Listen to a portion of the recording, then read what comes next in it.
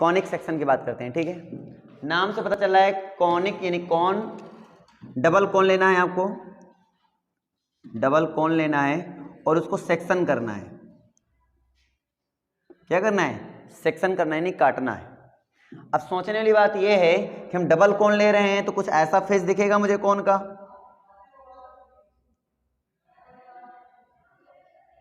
ठीक है, कुछ ऐसा फेस दिखेगा और किसी एक प्लेन की हेल्प से इसको हमें काटना है, किसी एक प्लेन की हेल्प से मुझे इसे काटना है। प्लेन मतलब एक ऐसा बोल सकते हो आर या चाकू, ऐसे तो अपने विजुलाइजिंग के लिए प्लेन का मतलब प्लेन होता है। जैसे कि एक सिंपली हम बात करें तो ये जो एक कागज है, क्या है? एक प्लेन है। इस प्लेन की सहायता से हमें इसको काटना है, सेक्शन करना है, अलग अलग करना है। बात समझ में आ रही है? तो तुम ये सोचो इस कोन को, डबल कोन, कोन मतलब समझते हो ना?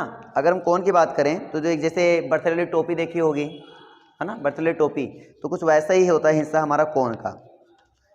तो विजुलाइजिंग के लिए मैं थोड़ा बना रहा हूँ, बाकी हालांकि समझदार हो, समझ गए होगे, तो थोड़ा सा प्रयास मेरा है कि आपको कोन में समझा दूँ। तो ऐसा ही शेप कुछ दिखेगा कोन का, ठीक है। तो ऐसा शेप हमारे पास कोन का हो गया। इसमें क्या है? डबल कोन है, एक कोन नीचे है, एक कोन ऊपर है। हम इसके काटने की बात कर रहे हैं कि हम किसको कितने ढंग से काट सकते हैं, और जो हमारे पास एक कर्व आएगा, काटने पर एक कर्व आएगा ना, उस कर्व को हमें देखना है कि वो कर्व क्या क्या हो सकता है। बात समझ में आ रही नहीं आ रही है? तो पहला सेक्शन हम ऐसा कर सकते हैं कि अपने प्लेन को एक सिंपली हम ऐसे काट दें, सीधे। हो सकता है मैं इसको ऐसे काट दें, एक हो सकता है सीधे काटूं। अगर मैं सीधे काटूंगा तो विजुलाइज करो, अगर मैं प्लेन को ऐसे काट दूंगा सीधे एकदम, तो जो कर्व बनेगा, जो वो कर्व बनेगा वो कैसा बनेगा? नहीं समझ ये बात। अगर हम ये मान लीजिए हमारे पास, थोड़ा विजुलाइज कर लिया करो यार, जैसे मान लीजिए, थोड़ा सा एक्सप्लेन कर रहा हूं, ध्यान देना।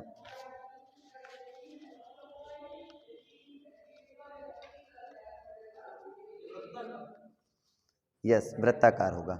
अगर मैं इसको एक दे दूं, सही ढंग से आकृति दे दूं, तो आई थिंक कुछ ऐसा जाएगा। ये ऐसा काट दूंगा प्लेन से, और जब मैं इसे प्लेन से इसको ऐसे काटूंगा तो हमारा कहने का मतलब ये है कि जो ऊपर कर्व बनेगा, ये ऊपर कर्व वो कैसा होगा? सर्कुलर होगा। कैसा होगा? सर्कुलर होगा, है कि नहीं है? जो ऊपर एक कर्व बनेगा, एक शेप बनेगा, वो कैसा बनेगा? सर्कुलर बनेगा। तो इसीलिए मैं यहाँ पे जो देखूंगा, तो अगर मैं इसको काटूंगा तो मुझे एक सर्कल मिल जाएगा। तो पहला शेप मिल गया मुझे सर्कल का। कैसा मिल गया मुझे? सर्कल। और अगर हम थोड़ा सा ऐसे काट दें, एक प्लेन की हेल्प से ही काटना है आपको, लेकिन अगर ऐसे काट दिया जाए, थोड़ा ऐसे नहीं समझ में आएगा, तो मैं एक लाइन ही खींच के बताऊंगा, ठीक ना बेटा? 3D फिगर है बिकॉज ये 3D है, और इसको आपको मैं इसमें काट के दिखा भी दूंगा, ठीक है। तो अगर मैं ऐसे काटूंगा तो कैसा शेप बनेगा? जैसे कि मैं थोड़ा सा इसको ऐसे काट दूं, ऐसे, ठीक है। तो अगर मैं इसको ऐसे काटूं, प्लेन से सीधे ही सीधे कटेगा, राइट? ऐसे कटेगा ये मान लो। तो आप ये देख रहे होगे, ये देखो कैसा बनेगा कर्व। ये कर्व कैसा है? दिख रहा है, नहीं दिख रहा है कोई कर्व? अरे यार, ये पूरा ये जुड़ा थोड़ी है, देखो ध्यान से, यहां से है ये कर्व। एक्चुअली में ये कर्व ऐसा है, देखो ये पहला कर्व ऐसा बना और दूसरा कर्व ऐसा बन रहा है भाई साहब, ऐसा। इसको बोलते हैं पैराबोला। क्या बोलते हैं? पैराबोला। क्या बोलते हैं? पैराबोला। हिंदी में बात करता जा रहा हूं, इसको बोलते हैं वृत्त, इसको बोलते हैं परवलय। क्या बोलते हैं? परवलय। उसका शेप कुछ ऐसा दिख रहा है। सबको समझ आ रही है? ऐसा हो गया। तीसरा ये हिस्सा था, काटने का तरीका ये था कि मैं इसको काटता हूं, यहां तक एग्जैक्टली काटता। एग्जैक्टली में अगर मैं टेढ़ा काटता तो ये कुछ ऐसा दिखता। ऐसा दिखने का मतलब ये ऐसा दिखता, कुछ ऐसा। तो ये जो शेप दिख रहा है, इसको मैं क्या नाम दूंगा बेटा? इसको मैं इलिप्स नाम दूंगा। क्या नाम दूंगा मैं? इलिप्स। यानी कि हिंदी में बोलते हैं इसको दीर्घवृत्त। थर्ड पॉइंट ये हो गया आपका, ठीक है। और फोर्थ एंड लास्ट जो पॉइंट होगा काटने का, अगर मैं, आप सोचो, अगर किसी प्लेन की सहायता इसको ऐसे काट दिया जाए, किसी प्लेन की सहायता से इसको अगर ऐसे काट दिया जाए, तो एक शेप यहां दिखेगा कुछ ऐसा, और एक शेप यहां दिखेगा कुछ ऐसा, ठीक है। एक ऐसा, एक ऐसा, कुल मिला के हमारे पास क्या हो गया? एक सेब कुछ ऐसा हो गया, एक सेब कुछ ऐसा हो गया, तो एक साथ है काटा मैंने तो ऐसा ही बनेगा। और इस सेब को नाम दे देंगे बेटा हाइपरबोला, हाइपरबोला, या फिर इसको नाम देते हैं हिंदी में अतिपरवलय। क्या नाम देंगे? अतिपरवलय। उसकी आकृति भी तुम्हारे सामने बनाए कि सेब उसका कैसे दिखता है, उसका सेब किस टाइप से दिखेगा। बताओ ये लॉजिक क्लियर हुआ ही नहीं हुआ, पहले बताओ। हो गए? हो गया बेटा? पहला काम क्या है? सर्कुलर सर्कल बनेगा, फिर दूसरा पैराबोला बनेगा, तीसरा इलिप्स बनेगा और चौथा हाइपरबोला। तो यहाँ पे 4 टाइप के हमें कर्व देखने को मिलेंगे। पहला कर्व का नाम है सर्कल यानी कि वृत्त जिसको हिंदी में बोलते हैं, दूसरा पैराबोला, तीसरा इलिप्स, फिर चौथा हाइपरबोला। तो 4 टाइप के फिगर मुझे यहाँ देखने को मिलेंगे। बात समझ में आ रही है? पहले फिगर का नाम सर्कल, दूसरे का नाम पैराबोला और साथ में फिगर को माइंड में रखो, और तीसरे का नाम इलिप्स और चौथे का नाम हाइपरबोला। ये 4 फिगर अपने मन में रखने पड़ेंगे तुम्हें, और फिगर भी रखने पड़ेंगे साथ में इनके नाम। ठीक है, हो गया भाई सभी का? वैसे काटने के ढंग अलग अलग होते हैं, एंगल पे बेस होता है, लेकिन मैंने 3D फिगर है इसलिए मैंने थोड़ा नॉर्मली तुम्हें समझाया। ठीक है, बस समझे नहीं समझे? अगर मैं डीप दूँ तो एंगल भी लाना पड़ता है, अल्फा बीटा एंगल को समझाना पड़ता है। इतना ज़्यादा बता दूंगा तो फिर आप कंफ्यूज हो जाओगे। फर्स्ट टाइम इसको पढ़ रहे हो तो थोड़ा ऐसे पढ़ो कि ताकि आपको समझ में आए, है ना। तो ज़्यादा इसमें हम गहन अध्ययन नहीं देंगे आपको, एक ओरली टाइप में मैंने आपको समझा दिया कि हाँ कौन सेक्शन में हमें करना क्या होता है। हमें सबसे पहले इसमें पढ़ना है सर्कल, और उसी पे हम आप पर लेक्चर देंगे। आज का जो लेक्चर होगा हमारा स्पेशली होगा कॉनिक सेक्शन में। किसका लेक्चर होगा? सर्कल का लेक्चर होगा। तो आज हम सर्कल की बात करेंगे, सर्कल यानी वृत्त की बात करेंगे। अब बेटा नॉर्मली तो देखा जाए सर्कल किसे कहते हैं, ये हम लोगों ने आज तक यही पढ़ा है। सर्कल के बारे में जितने एंगल्स से रिलेटेड क्वेश्चन है ना, शेप से रिलेटेड क्वेश्चन, ये पहले बहुत 9th और 10th में यही सिखाया जाता है। लेकिन 9th और 10th से ऊपर जो बात आएगी वो आएगी इक्वेशन की बात। किसकी बात आएगी? इक्वेशन की बात। अब जो हमने अभी तक सीखा वो हम यहाँ चर्चा ही नहीं करेंगे, हम उससे ऊपर की थोड़ी बात करेंगे। हाँ चर्चा होगी, ऐसा नहीं है, अगर हम कंस्ट्रक्शन कर रहे हैं तो काम तो वही है ना, 9th और 10th का ही है, लेकिन उतनी चर्चा नहीं होगी। यहाँ पे चर्चा होगी किससे? यहाँ पे इक्वेशन से चर्चा होगी। सारा काम किससे होगा? इक्वेशन से होगा। तो इक्वेशन क्या है वो समझते हैं। भाई अपने पास एक 2D प्लेन है। क्या प्लेन है? 2D प्लेन है। और 2D प्लेन में आप जानते हो कि जैसे मान लीजिए हमारे पास अगर एक्सिस को डिफाइन करूँ मैं, तो मेरे पास क्या होता है? एक एक्सिस होता है और एक क्या होता है? वाई एक्सिस होता है। ये हॉरिजॉन्टल जो लाइन है इसको मैं क्या नाम देता हूँ? एक्स एक्सिस, और जो वर्टिकल लाइन है इसको क्या नाम देता हूँ मैं? Y axis. ये मेरे पास होता है बेटा सिंपली एक्स एक्सिस, और ये मेरे पास होता है आपका वाई एक्सिस होता है। यहाँ तक बात समझ में आ गई? और ये दोनों का जो कॉमन पॉइंट हो गया या इंटरसेक्टिंग पॉइंट हो गया, इस पॉइंट को मैं नाम देता हूं बेटा ओरिजिन, और इसका कोऑर्डिनेट होता है 0,0। हम पहले कुछ बेसिक फंडामेंटल की बात करते हैं जो हम इसमें यूज करने वाले हैं। जैसे कि क्या? अगर कोई भी point on the x axis है, कहां पर है? On the x axis. कोई भी पॉइंट अगर एक्स एक्सिस पर है तो उसके लिए y कोऑर्डिनेट 0 होता है। कोई भी पॉइंट अगर एक्स एक्सिस पर है तो उसके लिए y कोऑर्डिनेट क्या होता है? 0 होता है। दैट मीन्स उसका फॉर्म होगा a,0। इसका मतलब कहां पे है वो? एक्स एक्सिस में। अगर कोई भी पॉइंट y एक्सिस में है, ये y एक्सिस है और इस पर कोई पॉइंट है तो उसका जो फॉर्म होगा 0,b। 0,b। उसमें x जो कोऑर्डिनेट होगा वो आपका 0 होगा। ठीक है, तो इससे पता चलता है कि कहाँ होगा? y एक्सिस में होगा, और इससे पता चलता है कहाँ होगा? x एक्सिस में होगा। ये बात समझ में आ गई? सबको आ गई? ठीक है। अब बेटा ये जो होते हैं ना, ये इनका मतलब क्या है? एक्चुअली में डिस्टेंस को बताते हैं। किसको बताते हैं? डिस्टेंस को। जैसे हमने लिखा यहाँ पर a,0, तो एक्चुअली में ये पॉइंट आपका a है, और ये बता रहा है कि हम ओरिजिन से हमारा जो डिस्टेंस है बेटा वो कितना है? वो a है। ये इसका डिस्टेंस a है। समझ नहीं आ रहा है? तो ये a को बताएगा। एग्जैक्टली हमारे पास यही होता है कि इधर b हमारे पास होता है, इसका कॉमन पॉइंट जो होता है हमारे पास वो बन जाता है a,b। वो किसी न किसी प्लेन में होगा। अब मैं बात करता हूँ बेटा, ये मेरे पास जैसे प्लेन है, तो इस प्लेन में कितने पॉइंट्स हैं? तो इस प्लेन ये 2D प्लेन है, और 2D प्लेन में इनफाइनाइट पॉइंट्स होते हैं। कितने पॉइंट्स होते हैं? इनफाइनाइट पॉइंट्स, बहुत सारे पॉइंट्स हैं। उनमें से कोई पॉइंट आपको आप फिक्स कर लेते हो इनफाइनाइट पॉइंट्स हैं, उनमें से कोई एक पॉइंट हमने फिक्स कर लिया, हमने इसको रख दिया और ये हमारा फिक्स पॉइंट है। इसको नाम दे दिया मैंने, क्या नाम दे दिया बेटा? फिक्स पॉइंट नाम दे दिया। क्या नाम दे दिया मैंने? Fix point. सबको समझ में आ गया? और किसी एक फिक्स डिस्टेंस पर, और ये है बेटा फिक्स डिस्टेंस, एक फिक्स पॉइंट एक फिक्स डिस्टेंस, ये दो चीजें हमने ले ली। अब इस फिक्स पॉइंट से एक कोई कांस्टेंट डिस्टेंस ले लिया मैंने, नियत दूरी ले लिया, और उस दूरी से जितने भी पॉइंट हो रहे हैं उनका लोकस देखना है। लोकस मतलब होता है बिंदुपथ, ठीक है? थोड़ा सा अजीब बना, एक बार फिर से मैं इसको ड्रा करता हूं। मेरी ड्राइंग इतनी भी अच्छी नहीं है,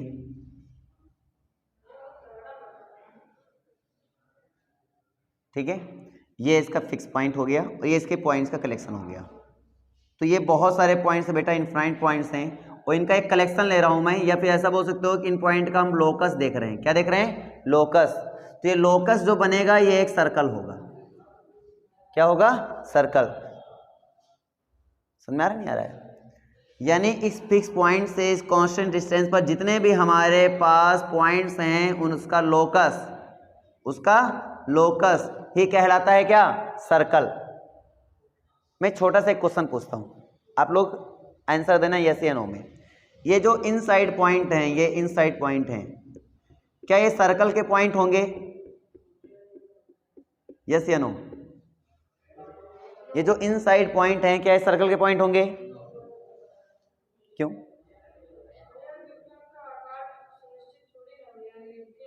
आकार नहीं बात करेंगे, आकार की बात ही नहीं करेंगे। आकार यानी शेप की बात क्यों कर रहे हैं आप?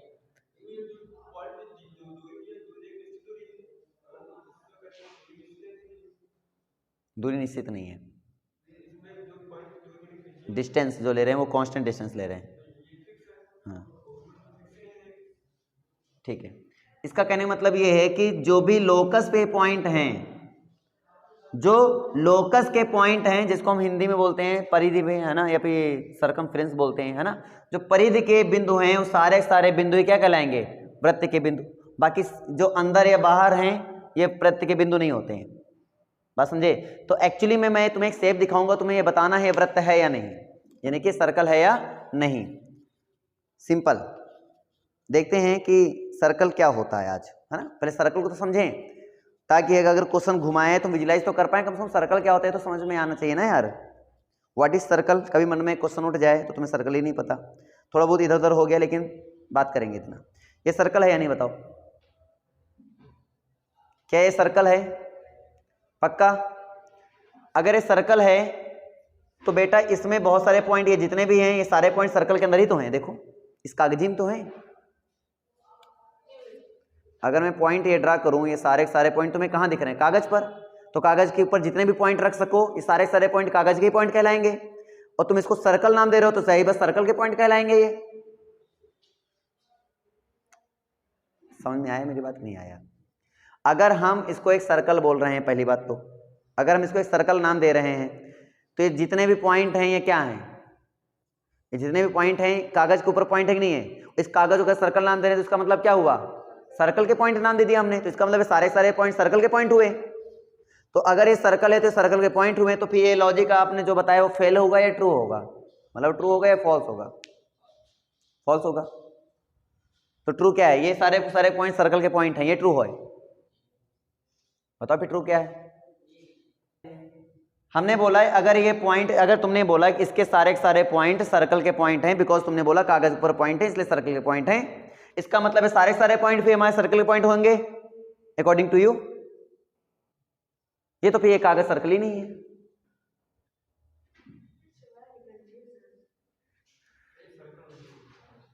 हमको लागत ना बोलो, तुमको लगता है ये मैटर नहीं करता है या नहीं? ये मैटर करता है। तुमको तो बहुत कुछ लगता है, तुमको लगता है हम हीरोइन हैं, लेकिन तुम तो हीरोइन नहीं हो ना यार। तो हमको तो बहुत कुछ लगता है, हमको लगता है हम अंबानी हैं। हम अंबानी हैं क्या? नहीं है यार, हमें तो बहुत कुछ लगता है। हम लगने पे नहीं जाएंगे, लॉजिक पे जाएंगे। लॉजिक क्या है वो इंपॉर्टेंट है। हाँ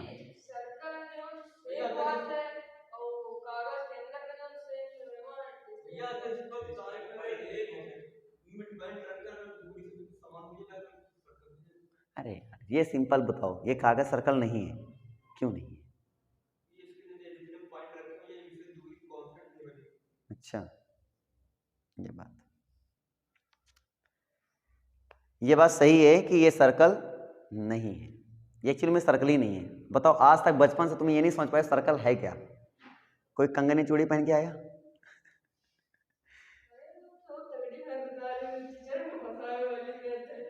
नहीं, सच में सर्कल नहीं है। कोई कंगनी चूड़ी पहन के आया है?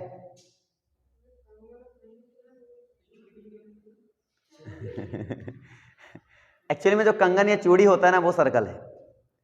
ये एक डिस्क है, इसको क्या बोलते हैं? डिस्क।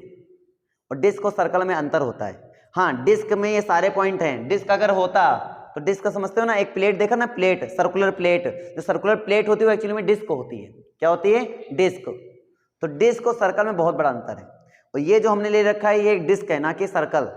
इस बात को समझो, ठीक है। और ये जो बना हुआ है ये सर्कल है। सर्कल जैसे कि हमने चूड़ी की बात की, हमने एक छल्ले की बात की, हमने एक कंगन की बात की, ये क्या है सब? ये है सर्कल। हम पहिए के रिम की अगर तिलियां हटा दें तो जो पहिए का रिम होगा वो एक सर्कल है। जो टायर होता है वो एक सर्कुलर होता है, सर्कल है वो।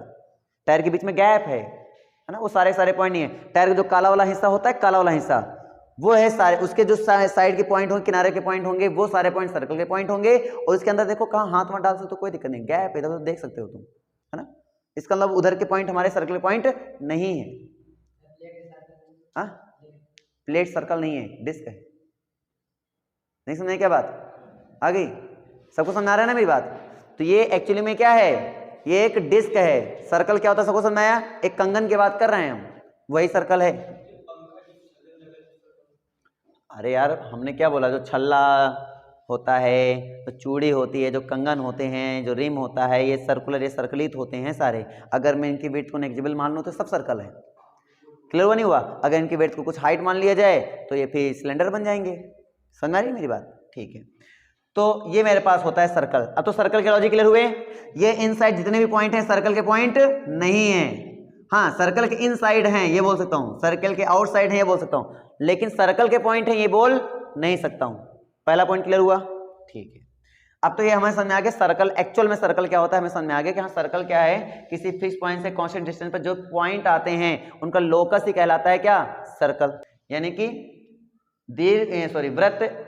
वृत्त उन बिंदुओं का बिंदुपथ है जो किसी एक नियत या किसी एक स्थिर बिंदु से नियत दूरी पर स्थित होते हैं।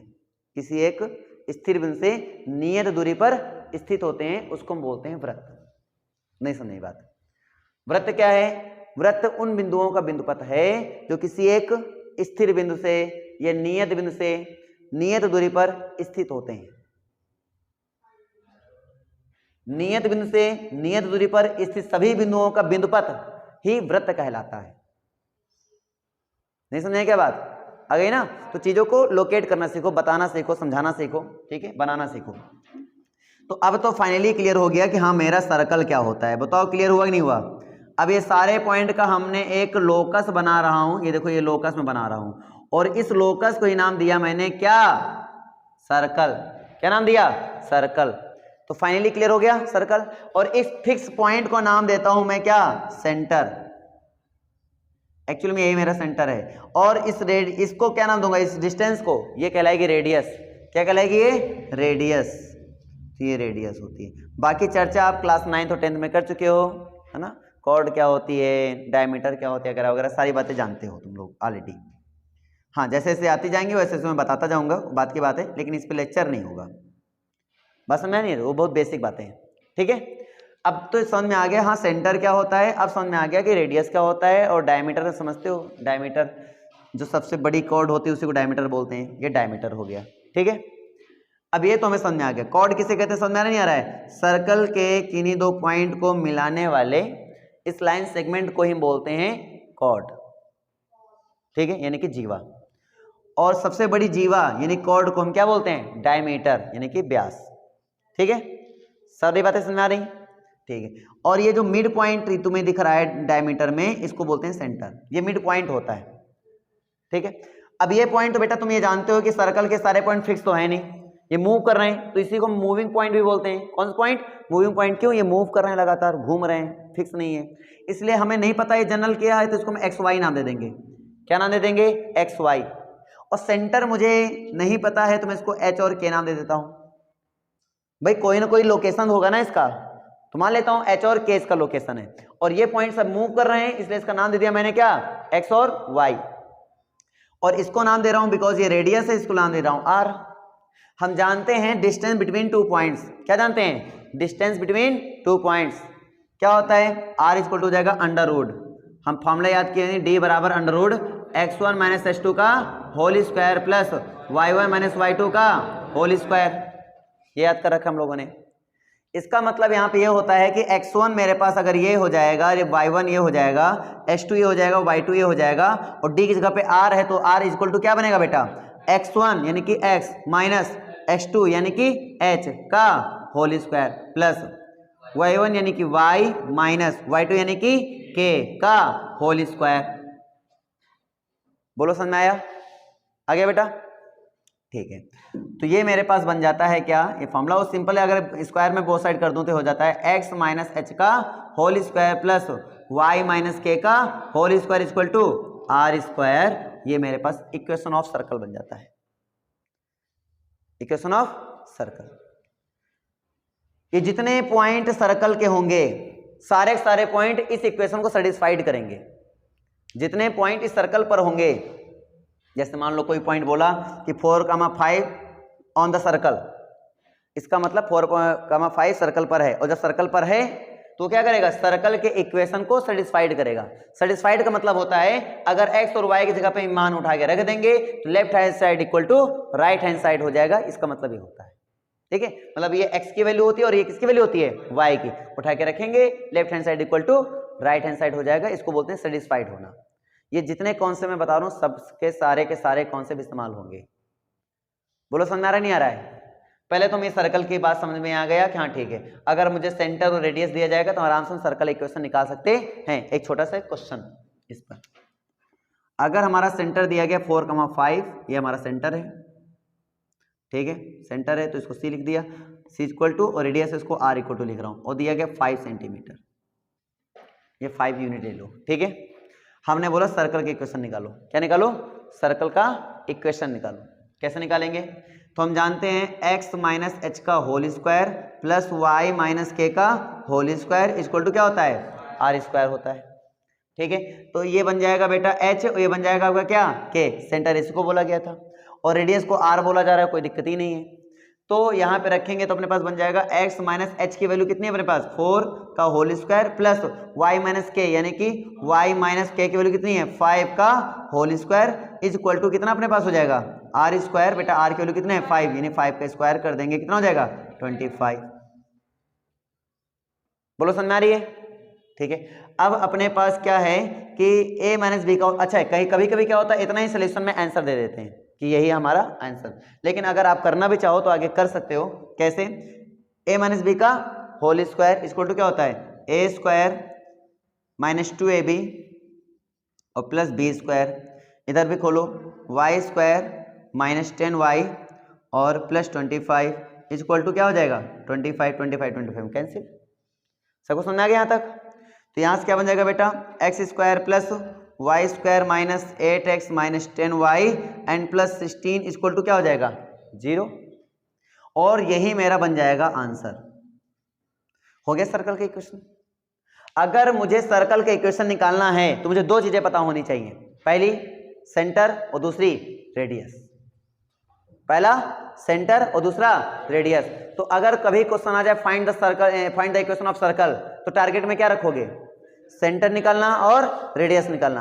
अब ये देखो कि जो तुम्हें हिंट दिया गया है, क्वेश्चन एक हिंट होता है, क्वेश्चन आना मतलब हिंट आना। तो जो तुम्हें हिंट दिया गया, मतलब जो क्वेश्चन दिया गया उसमें हिंट क्या क्या है, जिससे हम, जिसकी सहायता से, जिसकी हेल्प से हम सेंटर या रेडियस तक पहुंच सकें। अगर सेंटर और रेडियस तक पहुंच रहे हो तो मतलब अब काम खत्म, क्वेश्चन लग जाएगा, ठीक है। फिर क्वेश्चन में कोई दम ही नहीं, सेंटर पता चल जाए, रेडियस पता चल जाए, नहीं इक्वेशन ऑफ सर्कल पता चल गया, सीधे सी बात, काम खत्म, आप आंसर बता सकते हैं। बोलो क्लियर है कि नहीं क्लियर है? ठीक है। तो हमारा मेन टारगेट क्या होगा? दो टारगेट हैं, एक सेंटर फाइंड करना, एक रेडियस। हर एक वर्ड प्रॉब्लम में जैसा भी क्वेश्चन घुमा दे कोई दिक्कत नहीं, घुमाने दो जितना घुमा रहा है। बस उसको धैर्य से पढ़ो और पढ़ने के बाद ये पता करने का प्रयास करो कि कैसे हम सेंटर तक पहुंचेंगे। सेंटर कहाँ होता है? मिड होता है, सबको पता है, सर्कल के मिड में होता है। और फिर कैसे हम पहुंचेंगे रेडियस तक। ये चीजें अगर 2 चीजें पता कर ले गए तो बेटा आराम से आप अपना आंसर दे पाओगे।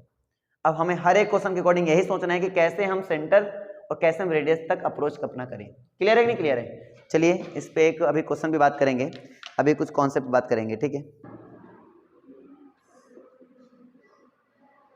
किसी सर्किल का सेंटर हमारा ओरिजिन है, क्या है? ओरिजिन, ठीक है।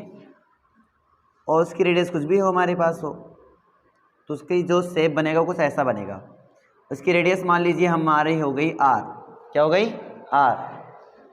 तो इस सिचुएशन में आपका जो सर्कल इक्वेशन होगा वो क्या होगा भाई? h कामा के तो यहाँ पे हो गया 0 कामा 0, 0 कामा 0। तो यहाँ से जो फॉर्मूला बनेगा अपने पास सर्कल के इक्वेशन वो बन जाएगा x square plus Y square equal to are square.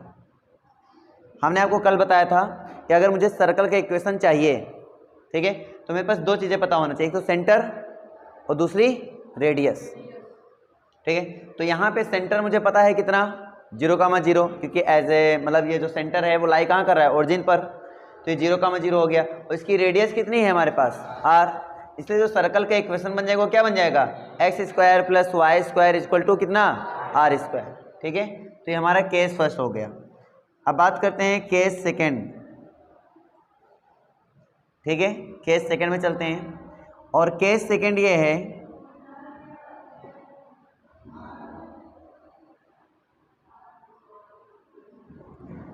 कि एक ऐसे सर्कल है हमारे पास जो पास हो रहा है ओरिजिन से, ठीक है। एक ऐसा सर्कल है जो कहाँ से पास हो रहा है? ओरिजिन से पास हो रहा है। तो उसका कुछ शेप ऐसा बनेगा, फिगर, एक ग्राफ बोल सकते हो, ठीक है। उसका ग्राफ कुछ ऐसा बनेगा। और ये कहाँ से पास हो रहा है बेटा? ओरिजिन से पास हो रहा है, यानी 0 कामा 0। अब कोई ना कोई सेंटर तो यहाँ पक्का होगा, लेकिन मुझे नहीं पता सेंटर क्या होगा। यहाँ पे क्या देंगे कि ये जो आपके पास होंगे, हाँ, यहाँ पे आपको ये वैल्यू दे दी जाएगी, इनकी वैल्यू आपको दे दी जाएगी, ठीक है। कोई ना कोई यहाँ पे वैल्यू आपको इसकी दे दी जाएगी, हाँ ये इसकी इतनी वैल्यू है। तो मान लीजिए इसकी कोई ना कोई वैल्यू देने का मतलब हुआ, ये मान लो ए दे दिया इसने, ये मान लो बी दे दिया। यहाँ पे वैल्यू मान लो इसने ए दे दिया और यहाँ पे इसकी वैल्यू क्या दे दिया इसने?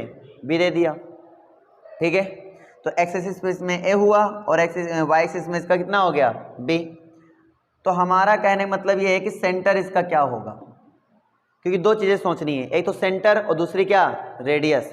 तो ऐसे क्वेश्चन में आप कैसे सोचेंगे इसका सेंटर क्या होगा और रेडियस क्या होगा, तभी हम सर्कल के इक्वेशन की बात कर सकते हैं। चलिए बताइए। और अगर मानना चाहो तो 2a 2b भी मान सकते हो, कोई दिक्कत नहीं है। ये हम अभी बताएंगे ऐसा क्यों सोच रहे हैं, बाकी आप कुछ भी मानो, कि मानना ही है, मानना ही है। बाकी क्वेश्चन में जो दिया जाएगा 6 तो 6 ही रहेगा, 4 रहेगा तो 4 ही रहेगा, है कि नहीं है। तो यहाँ हम लोग मान रहे हैं तो कुछ भी मान लो, कोई फर्क नहीं पड़ता। चलिए बताइए 4ab ये क्या है? सेंटर। सेंटर क्या होता है समझ में आ रहा ना? जो होगा एक कोऑर्डिनेट होगा ना, x, y के फॉर्म में होगा। तो थिंक अबाउट कि सेंटर इसका क्या बन सकता है? 2a, 2b। अरे सीरियस कि 2a, 2b बनेगा? 2a ये लेंथ है पूरी 2a, मतलब यहाँ से लेकर यहाँ तक की लेंथ 2a। तो इसका मतलब सेंटर तुम्हारे अकॉर्डिंग क्या यहाँ जा रहा है क्या? हाँ सोच के देखो एक बार। 90 डिग्री मतलब ये चीज़, हाँ ये 90 है। अब ये तो 90 होते ही है। पाइथागोरस क्यों लगाओगे? हाँ तो नहीं, वो भुजा सेंटर से होके जाएगी, ऐसा जरूरी है क्या? हाँ ब्यास से क्या? ये यहाँ से इसे मिला दें तो ये सेंटर से होके जाएगी, इसकी क्या गारंटी है? इसकी कोई गारंटी हो तो बताओ, मिला दें भाई। 2 कॉर्ड को अगर हम एंड पॉइंट्स को मिलाएंगे तो क्या गारंटी है कि वो सेंटर से होके जाए? जैसे आप बोल रहे हो कि मान लीजिए हमारे पास ये सर्कल है और सर ये 1-2 कॉर्ड है, ठीक है। आपने बोला ये, आपने कहा इसको मिलाओ, ये सेंटर से होके जाएगी। हम कहें कॉर्ड की लेंथ छोटी कर दो, कॉर्ड की लेंथ क्या कर दो? छोटी। अब हमने इतनी छोटी छोटी कर दी और इसको मिला दो, सेंटर यहाँ कहीं बैठा होगा, ये यहाँ मिल गई। क्या गारंटी है कि इसको मिलाने पर वो सेंटर्स होके जाएगा? हमारा क्वेश्चन ये है, समझ में आ रहा है?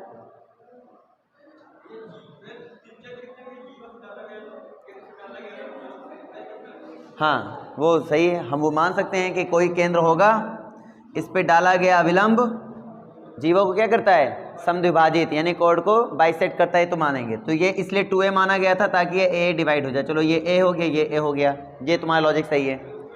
इसको भी हम डाल देंगे, बिल्कुल सही कहा तुमने। तो ये भी क्या हो जाएगा? b, ये भी हो जाएगा b। अब इसने सेंस लगाया। यही चीज़ें होती हैं, जब तक सोचोगे नहीं तब तक आएगा नहीं, जब तक हम सोचेंगे नहीं तब तक हमें आएगा नहीं। तो पहले हम सोचते हैं, ठीक है। जैसे इसने बताया कि अगर हम यहाँ से डालेंगे तो ये इस पर क्या होती है? हमेशा लंब होती है, और ये हमेशा इसको क्या करता है? बाइसेक्ट करता है, नहीं समद्विभाजित करता है, ठीक है। ये इसने बताया, ये रूल है। क्लास आई थिंक 10th में सीखा होगा तुम लोगों ने, क्लास 10th में, सर्कल चैप्टर में है ये। तो ये तुमने सीखा। अब ये कितना आसान है, जैसे हमने देखा तो ये हमारे पास हो गया a, ये हमारे पास हो गया b, और बिकॉज ये a है तो ये बन जाएगा a, और इधर b है तो ये बन जाएगा b, यानी इसका जो सेंटर बन जाएगा अब a, b बन जाएगा। इफ जब हमारे पास ये जो लेंथ है वो कितनी होनी चाहिए? 2a, और ये जो लेंथ होनी चाहिए कितनी होनी चाहिए? 2b। तो इस लेंथ का हाफ करेंगे तो a आएगा, इस लेंथ का हाफ करेंगे तो b आएगा। बस समझ में नहीं आया? तो हमारा जो सेंटर बन गया वो क्या बन गया? a, b। अब रेडियस की बात करें, रेडियस कितनी होगी?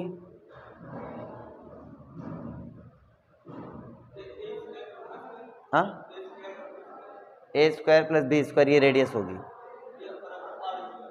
बराबर r स्क्वायर। Very good. और वैसे भी निकाल सकते हो, दो तरीके निकालने के। एक तो ये b है, तो ये भी मेरा कितना होगा? b। और अगर हम इसको मिला दें तो दिस इज कॉल्ड 90 डिग्री।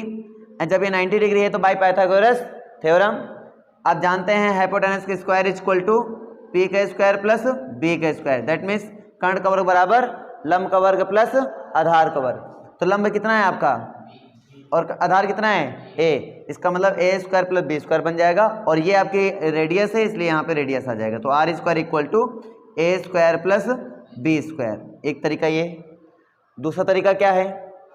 दूसरा तरीका ये है कि यहाँ से देखो ये एक पॉइंट है, यहाँ से देखो ये दूसरा पॉइंट है, ठीक है।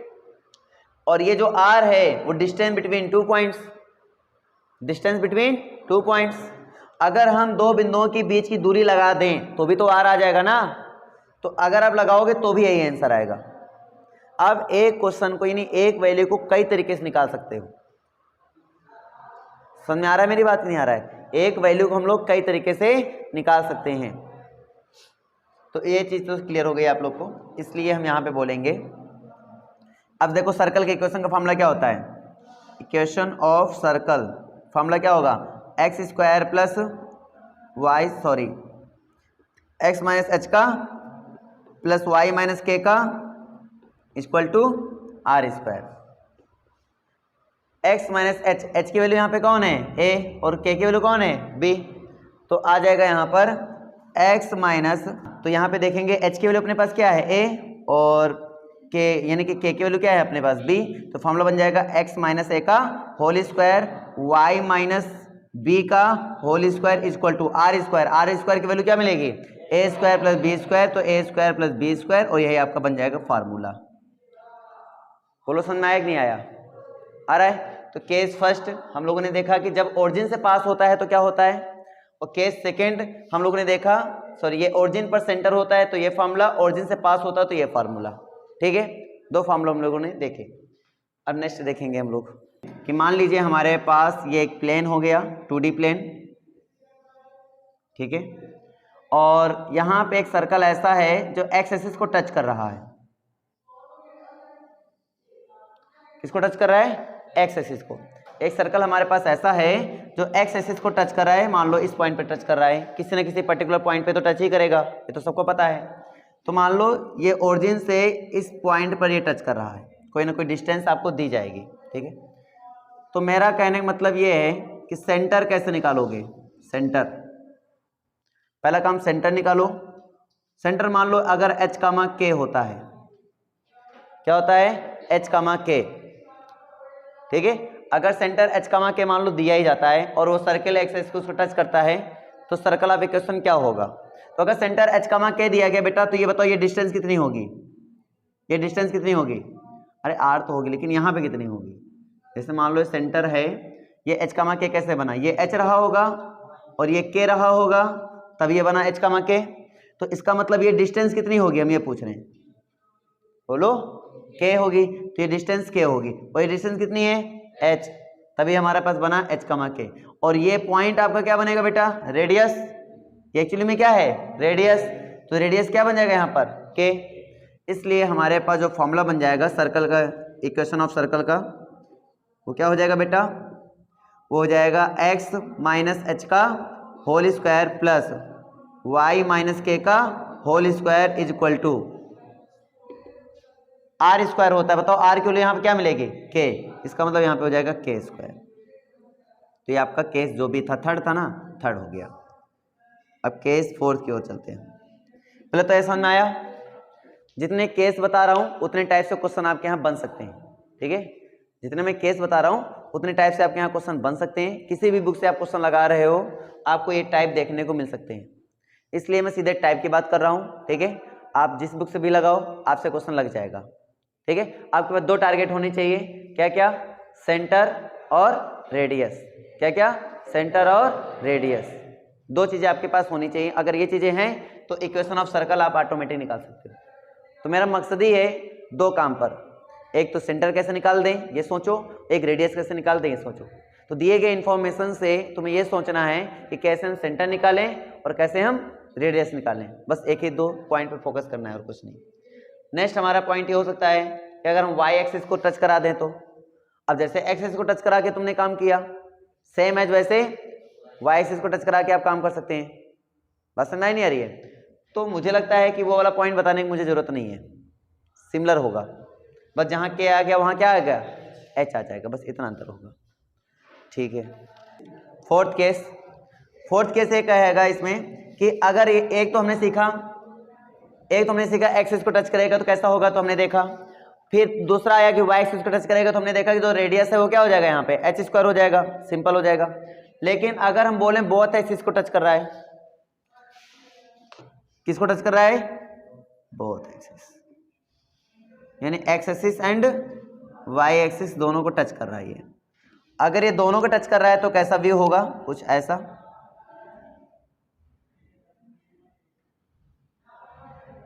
राइट।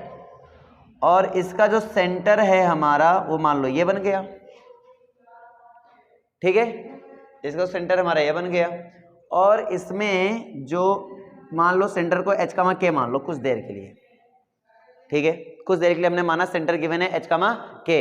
वैसे कॉमन सेंस वाली बात है, ये देने की भी जरूरत नहीं है। अब तुम सोचो पहले, ये क्या है एक्चुअली में, ये क्या है, ये लाइन क्या होगी जो हम बता रहे, सोचो ये लाइन इस सर्कल के लिए क्या होगी, स्पर्श रेखा, यानी कि टैजेंट होगी, क्या होगी, टैजेंट।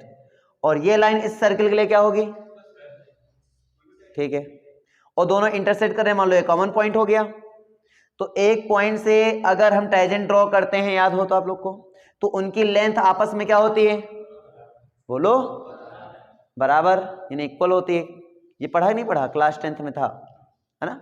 किसी एक्सटर्नल पॉइंट पी से अगर हम दो टैजेंट ड्रॉ करें तो वो इक्वल टैजेंट होते हैं। कैसे टैजेंट होते हैं, इक्वल। टैजेंट मतलब होता है स्पर्शी, स्पर्शी है ना, टैजेंट लाइन यानी स्पर्श रेखा, बस समझ नहीं आ रही।